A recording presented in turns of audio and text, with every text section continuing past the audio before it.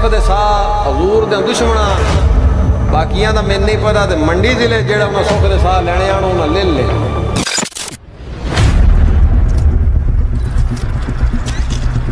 मिल अल्लाह किता नेड़े लग गई है, निरी दब्बण उत्तों रह गई। जेड़े बंदे ना पढ़े लिखे उन्होंने इस गल की बड़ी समझ भाई वो रिपोर्ट की आई है 92% एक साल च उन्होंने इनकम उन्होंने प्रॉफिट घट गई है। यानी 100 चो 8 रुपये कमाए ना 92 घट गए एक साल च।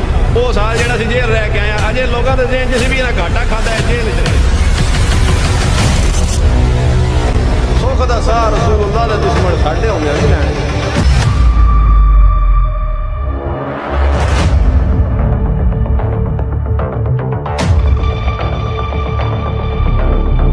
पूरे पाकिस्तान च कारकुनान लगे हुए ने मीनारां ते, मैं इन्हां दी मां मारन ते लगा। मीनारां नाल की होना, इन्हां दी मां मारनी है। जेड़ी मरदई जमदी है वो आ मिल ले।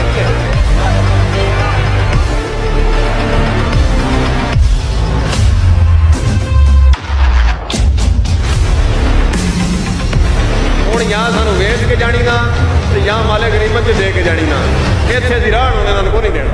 अपनी निरी इन्नी ख्वाहिश है बस।